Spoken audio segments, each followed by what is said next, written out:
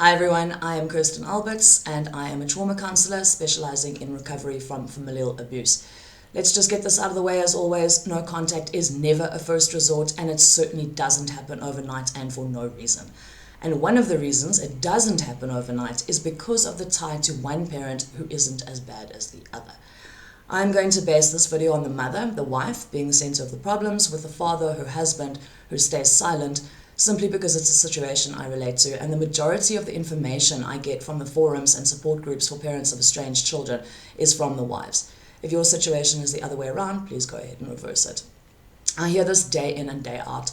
I know I need to cut contact with my mom, but I love my dad and I am terrified of what it might do to our relationship. These adult children have been hanging on for years, if not decades, trying to find ways to put out the fires and keep the peace with their mothers, to protect their relationships with their fathers, until eventually their mother's escalating spite culminates in something so atrocious that no contact is the unavoidable and inevitable result. What happens next goes one of two ways. The only difference is the length of time it takes. Sometimes the father will try to continue to have a relationship with his child without his wife, but every time he visits, FaceTimes, or even texts his child without her, the resultant huffs, tantrums, or all-out fits and screaming matches with his wife get worse and worse. The father then realizes this is never going to work, but instead of making his wife behave, his solution is to make his child behave. And by behave, I mean persuade his child to give mom another chance, saying that she doesn't mean the thing she says, that she was provoked, and that they must all try to understand where she is coming from. All this does is cut his child even deeper, and it certainly doesn't do anything to change things, let alone to fix them. The somewhat gentler tactic usually doesn't last long anyway, as dad moves swiftly onto fury and accuses his child of being heartless, childish, and totally irrational for breaking his wife's heart over nothing. It is from here that we can split these fathers into two clear camps, those who support their children and those who don't. Tragically, very, very few fit into the first camp, which I'll get to later. The second camp, the fathers who choose their wives over their children, hurt their children in ways they never dreamed possible and never saw coming. These children have long suspected that there is something wrong with their relationships with their mothers. They've almost learned to expect their mother's viciousness, or at least see it coming. And the constant damage control that has formed a part of their daily lives for so long, it's just become second nature to keep picking up the pieces. But their fathers are their heroes, or at the very least the one parent they believe they can trust. When their fathers turn their backs on them only to take the side of the last person on earth who should have hurt them, they are utterly blindsided. Most don't even expect their fathers to do anything about their mothers trying to destroy their lives, their marriages, and their relationships with their own children. They just want their fathers to understand that it can't continue. It's when they refuse that these children are more hurt, confused, and devastated by what their fathers are putting them through than by what their mothers ever could. And their wives are only too smug to share the juicy details. Here are some quotes I've collected. She wanted to keep her father in her life, and she thought he would side with her, but he said she's not blackmailing me, the crocodile tears don't work. My husband told our daughter, if you don't see your mother, you won't see me. My daughter knows that her father stands by me because that's the way it should be. If she dared call him, he would tell her to stop being a rotten, spoiled brat. My husband told my son to leave rather and make his own life because he feels like if he's totally gone, he can deal with that easier. Mine also keeps out of everything. My daughter backed the wrong horse because he likes his peace and his quiet. Our daughter thought she knew him. She didn't. My husband won't do anything he doesn't want to. My husband doesn't want any part of it. He is angry with her because she stopped me seeing our granddaughter, which he knows is just petty and ridiculous. My husband is the same. Our daughter thought my husband would take her side, but boy, was she wrong. There is very little involvement on these groups from the fathers. The mothers chalk it up to men not wanting to talk about their feelings, but the impression I get is that they don't have any. Very soon after the last altercation they have with their children, they tell their wives to drop it, and they simply get on with their lives. My husband told me that he's not discussing this again. Our son has made his choice, and that's the end of it. Mine says we've gotten through problems before, and we'll just get through this one too. My husband won't talk about this any further. He says it's just another chapter in our lives.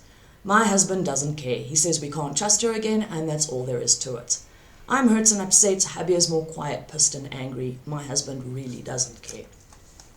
The only time I've seen the fathers contribute anything on these forums is when it comes to changing the will. While their wives are pouring their toxic little hearts out on social media, their husbands are making appointments with their attorneys to have the offending child disinherited. Now, let's have a look at the first camp, the fathers who do support their children. As I said, tragically, very few fathers fall into this camp, but when they do, the breakdown of their marriages happens hard and fast. These forums call these fathers traders, and they waste no time telling themselves and each other to get rid of them immediately. The irony is that these fathers have no intention of sticking around. They have left and filed for divorce before their wives have had a chance to even broach the subject, but their wives tell a very different story.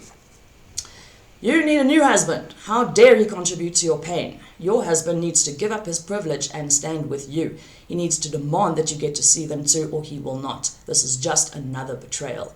Cruel and shady, you are being emotionally and mentally abused, gaslighted and bullied by both your child and your husband. That man should treat you as his queen. He has chosen his daughter over his queen, and that's weird and not right. He is choosing your enemy over you. Not acceptable. He needs to grow a pair, be a man, and stand up for his woman. Change the locks next time he goes to visit her. Make him ask your permission to access what is his. Let the air out of his tires. Stop doing any kind tasks like laundry or meals. Change every password and put a digital deadbolt on the bedroom door. Your husband is helping your son abuse you by agreeing to have a relationship with him. He is a spineless puke. This is abuse, and you need to get out now. Find your nearest DV shelter and get out for your own good. Husbands support wives. Even if he doesn't agree with the situation, it's irrelevant. What happened to his wedding vows? I would cut both cancers, my child and my husband, out of my life. If this isn't bad enough, it gets far worse. The same way, these forums come up with their own jargon for their husbands, the traders, in that they trade their wives for their children. They've also come up with a name for the children who want a relationship with one parent and not the other. They call these children splitters, in that they split their parents up for their own gain. And the same way they prefer to invent their own reasons for why their children go no contact, which we discussed in the previous video, they prefer to invent their own reasons for their children being splitters as well. These reasons happen to be far more sickening than the ones they invent for no contact. Splitters can of course be sons, but these quotes refer to their daughters. Brace yourselves. She is jealous of you. That's why she is purposely splitting you up. This is a betrayal. She knows this has caused problems between him and I, and she enjoys it. Anything to make life harder for me is a joyful thing for her. It's like he's cheating. It's humiliating.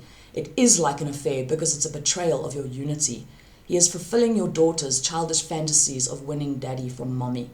Your daughter's goal is to break the two of you up so she can have him all to herself. This is classic, basic psychology. You know the one where the 5-year-old girl wants to marry her daddy? Well, with you out of the picture, she has his undivided attention, and he's allowed it. The marriages of the second camp, the fathers who don't support their children, go on to last for years, with their wives claiming that their marriages are stronger than ever, and that their children's antics and their husband's refusal to tolerate them has actually brought them closer together.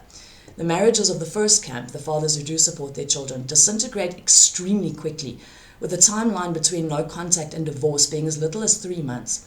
My point is, it doesn't take long for these fathers to accept that their wives are never going to do anything about their atrocious behavior, and their wives make their decision even easier by handing them what must be the lowest ultimatum ever: your marriage or your children. Any man or woman who doesn't see how repulsive it is to expect a parent to abandon a hurt child has more wrong with them than the parent with the ultimatum. So obviously, these fathers immediately stop trying to mediate or find ways to see their children without their wives and go on to have much happier, healthier relationships with their children and their grandchildren, which, as you can imagine, pisses their wives off no end, who in true toxic style add their now ex-husbands to their smear campaigns by telling everyone who will listen that their husbands are abusive and that they have no idea why their children would choose their abusive fathers over their loving mothers who did nothing to deserve it. All this does is provide further proof that these mothers are never ever going to take one iota of responsibility for the mess they caused and only have themselves to blame for. In the previous videos, we saw how these mothers went from calling their children sweet and loving and caring to heartless, abusive psychopaths, all in the same thread. When their husbands finally decide to do what they were supposed to do and stand up for their children, these now ex-wives simply repeat the process. All of a sudden, husbands who have never raised a hand to their wives and have provided well for their families become drunken, abusive, good-for-nothing layabouts who like to hurt these women for no reason, just like their awful children. The children who are left in the dust by their fathers face unimaginable pain and abandonment and rejection they don't even know how to begin to process. Most of these adult children were convinced that if they could just get their fathers to see how their mothers were hurting them, that they'd understand. Some even dared to hope that their fathers might have even helped them. When all this comes crashing down, it is a pain like no other, because now they have to deal with not only their mother's abuse, but the fact that their fathers allowed it to happen, and the fact that their fathers wanted to continue, often for no other reason than to shut their wives up. For a parent to force a child to take continuous abuse and then to punish and then reject that child for wanting it to stop is something that is nearly impossible to process. Children are biologically wired to need their parents' protection. Without it, they face exposure, starvation, and death. These children are so desperate for at least one parent to love them that they attribute traits and characteristics, sometimes entire personalities, that their fathers don't possess.